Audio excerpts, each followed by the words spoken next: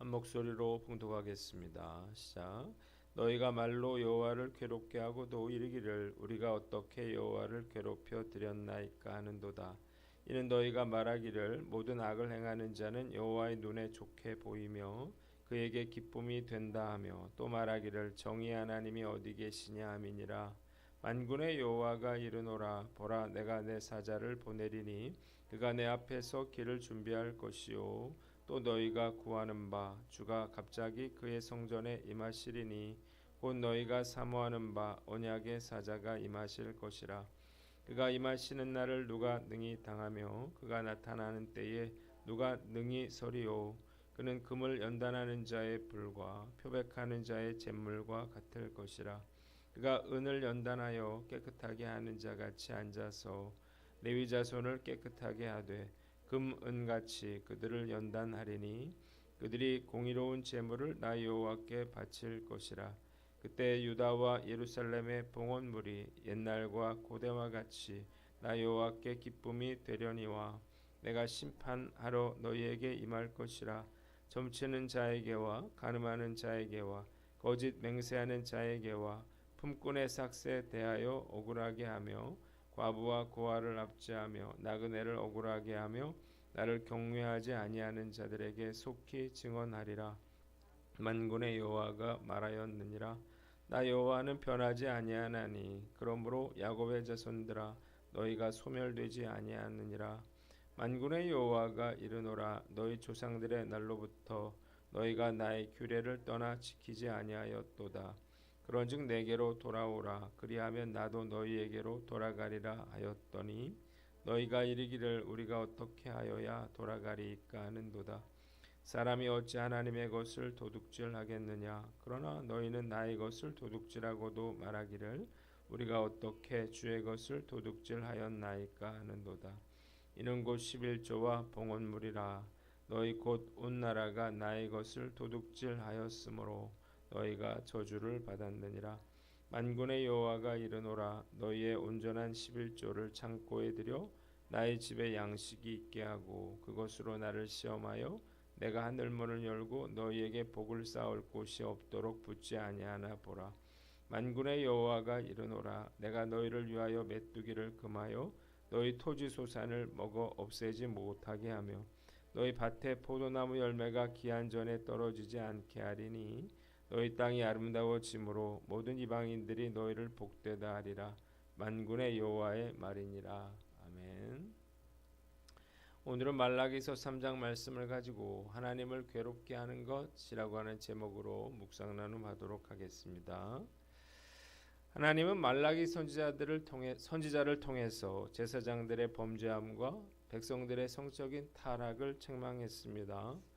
그런데 여전히 백성들은 자신들의 죄를 깨닫지 못하고 있었습니다. 그리고 하나님께 다음 두 가지 질문을 합니다. 첫 번째는 2장 17절 말씀인데 우리가 어떻게 여호와를 괴롭혀 드렸나이까 라고 하는 질문이에요. 자, 먼저 2장 17절에는 백성들의 궤변에 대해서 나와 있습니다. 자, 이 논쟁이 넷째 논쟁인데 백성들이 말로 하나님을 괴롭혔다 이렇게 하나님께서 말씀하시는데도 불구하고 백성들은 우리가 어떻게 주님을 괴롭게 해드렸습니까? 이렇게 묻고 있습니다.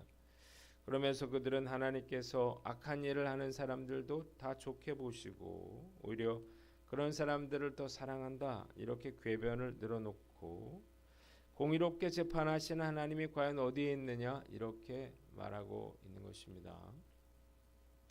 두 번째 1절로 5절은 하나님의 심판 예고에 대해서 나와 있습니다. 이에 하나님은 그들에게 특사를 보내겠다 이렇게 말씀하시면서 그가 이르는 날에 누가 견디고 살아남겠느냐 이렇게 물으십니다.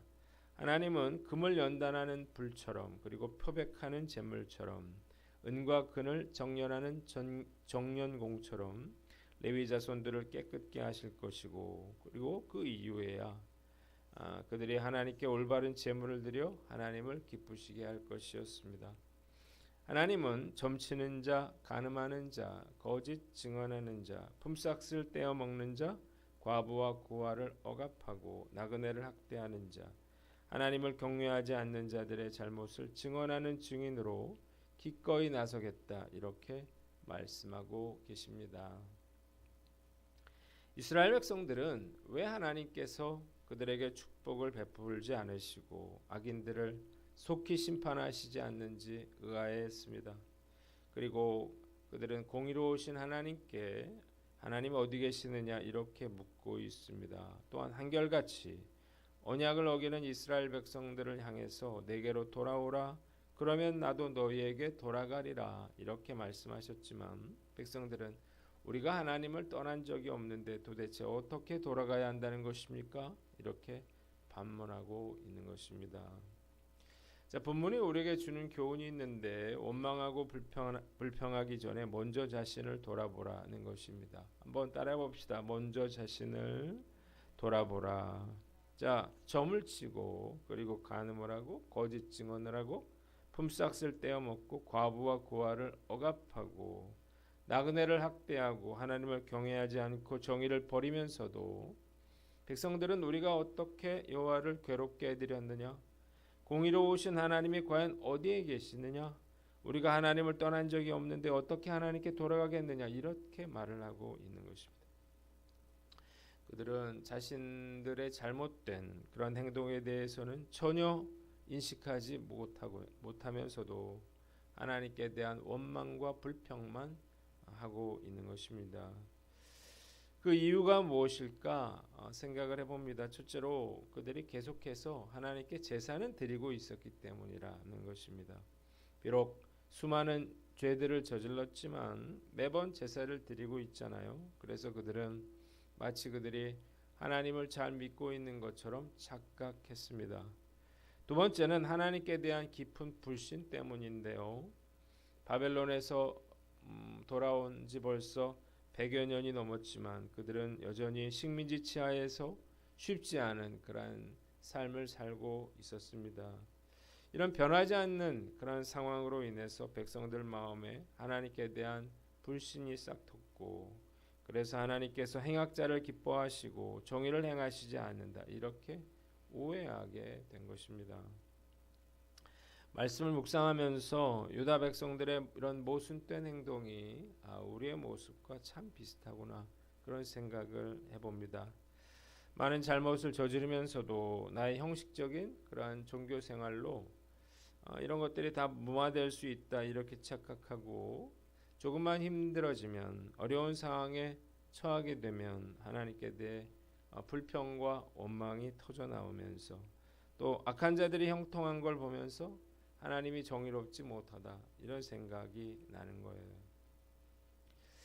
하나님이 이런 우리들을 보실 때 얼마나 답답하실까요? 더 큰 문제는 이러면 우리가 죄를 짓고 있다는 사실을 깨닫지 못하기에 회개할 수가 없고 결국에는 무서운 하나님의 심판을 받을 수밖에 없다고 하는 것입니다. 오늘 말씀 앞에서 과연 나는 어떤가 우리가 한번 스스로를 돌아봐야 할 것입니다. 나의 신앙생활이 형식적이고 습관적이지 않았는지를 우리가 확인하고 거룩하고 정직하고 또 약자들을 돌아보면서 악한 자들을 심판하실 하나님의 때를 기다려야 한다는 사실을 깨달으시기를 바랍니다. 물론 지금도 우리가 여전히 우리에게 이해하기 어려운 그러한 사건들이 일어나게 된다면 물론 하나님께 대한 신뢰가 흔들릴 수 있습니다. 그러나 분명한 것은 그런 상황에서라도 우리가 먼저 나 자신을 돌아보고 어떤 상황이라 하더라도 주님을 신뢰하려고 노력해야 한다는 거예요. 오늘 말씀 앞에서 나 자신 돌아보고 우리가 불평하거나 원망하지 않고 먼저 나 자신부터 돌아볼 줄 아는 저와 여러분들 되시기를 주님의 이름으로 축원합니다. 두 번째 그들의 질문은 6절로 12절인데 8절에 나와 있습니다. 우리가 어떻게 주의 것을 도둑질하였나이까? 라고 그들은 물었습니다. 다섯 번째 논쟁은 11조와 봉헌물에 관한 것이었습니다. 8절로 9절 하나님은 사람이 어찌 하나님의 것을 도둑질하겠느냐 이렇게 물으시면서 그러나 너희는 나의 것을 도둑질하고도 우리가 어떻게 주의 것을 도둑질했습니까? 이렇게 말했다고 그 백성들을 꾸짖고 계십니다. 하나님은 그들이 11조와 봉헌물을 바치지 않은 것이 도둑질이며 이로 인해서 너희가 저주를 받았다 이렇게 말씀하고 있습니다. 10절로 12절 하나님은 백성들에게 온전한 11조를 드려서 그것으로 하나님을 시험하여 하나님께서 백성들에게 복을 쌓을 곳이 없도록 붙지 아니하나 보라 이렇게 말씀하셨습니다. 또한 온전한 11조를 드리는 자에게는 메뚜기를 금하고 포도나무 열매가 기한 전에 떨어지지 않게 하며 이방인들이 이스라엘 백성들을 복되다 이렇게 말하게 될 것이라고 약속해 주셨습니다. 본문이 우리에게 주는 교훈이 있는데 온전한 11조를 드려라는 것입니다. 한번 따라해 봅시다. 온전한 11조를 드려라.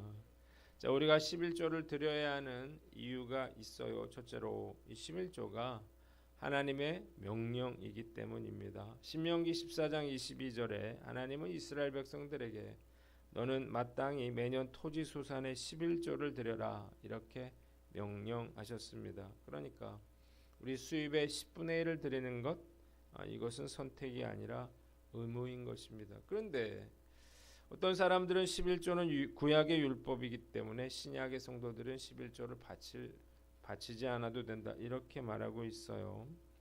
전혀 잘못된 이야기죠. 마태복음 5장 17절로 18절 예수님은 내가 율법을 폐하려고 온 것이 아니라 완성하러 오셨고 천지가 없어지기 전에 율법의 1.1획도 결코 없어지지 아니하니라 이렇게 말씀하셨습니다. 만약에 구약의 율법을 우리가 지킬 필요가 없다면 이 구약 성서는 읽을 필요도 없는 것 아니겠습니까? 그래서 11조는 모든 성도들이 당연히 바쳐야 할 의무가 되는 것입니다. 그래서 하나님께서는 11조를 바치지 않는 것에 대해서 나의 것을 도둑질하는 것이라 이렇게 말하고 그래서 너희가 저주를 받았다 이렇게 말씀하고 있는 것입니다. 두 번째는 이 11조가 재물에 대한 하나님의 주권을 인정하는 행위이기 때문입니다.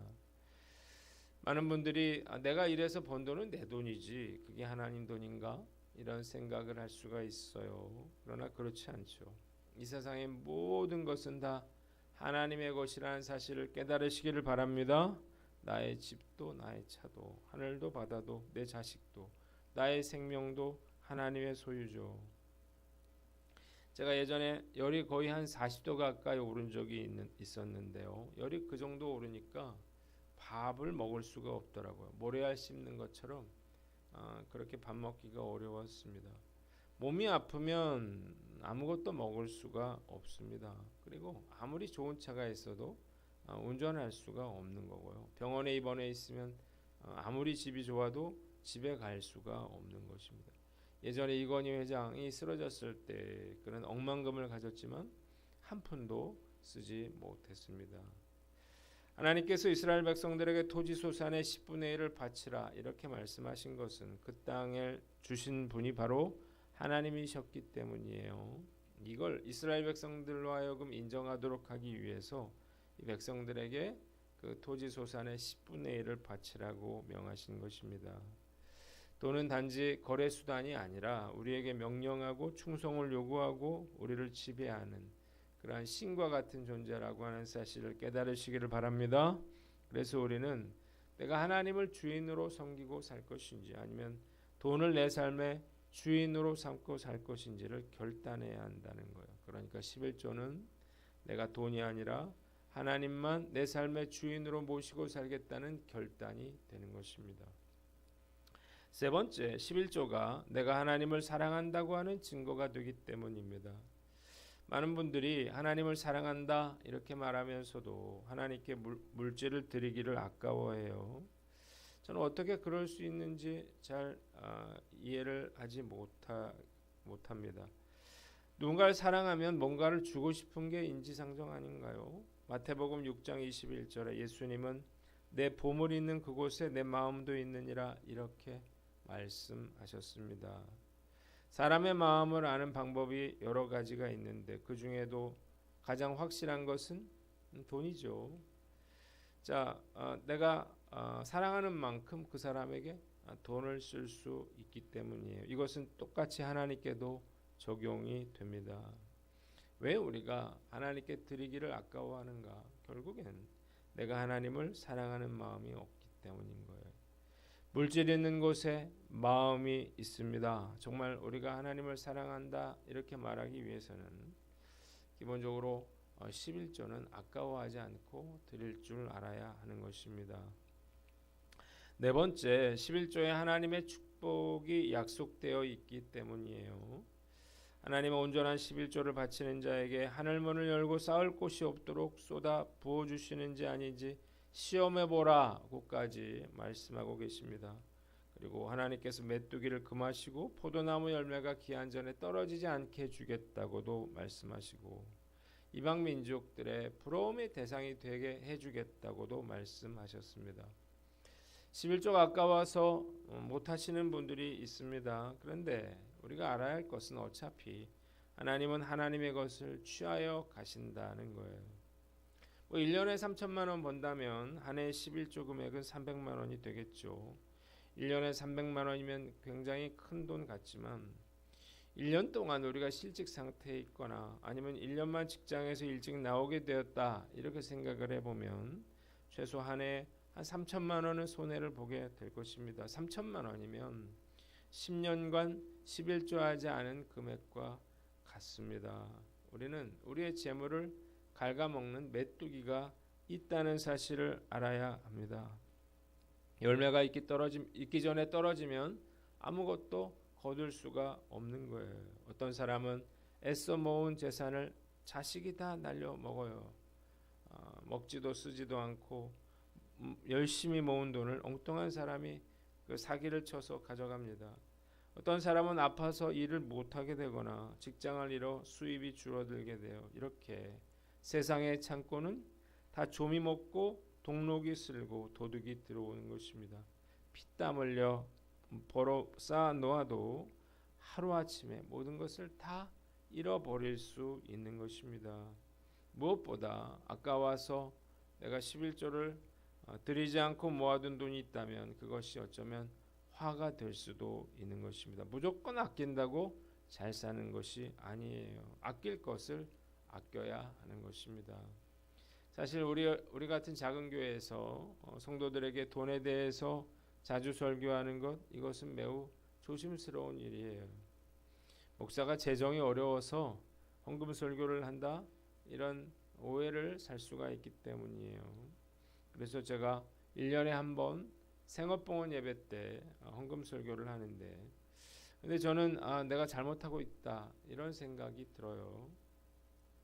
정말 중요한 것을 성도들에게 제대로 가르치지 못하고 있다는 생각이 들기 때문이에요. 한경직 목사님에게 한평생 목회를 하면서 후회된 일이 무엇인가 물었을 때 한 목사님은 가난한 성도들을 생각해서 헌금 설교를 하지 않은 것이라 이렇게 말을 했습니다. 이야기를 듣고 목사로서 찔림이 있었어요. 제가 헌금에 대해서 올바로 가르치지 못해서 우리 성도들이 점점 어려워지는 것은 아닌가 하는 그런 생각이 들기 때문이에요. 사실 재물에 대한 설교는 할 수 있는 한 제대로 자주 하는 게 좋습니다.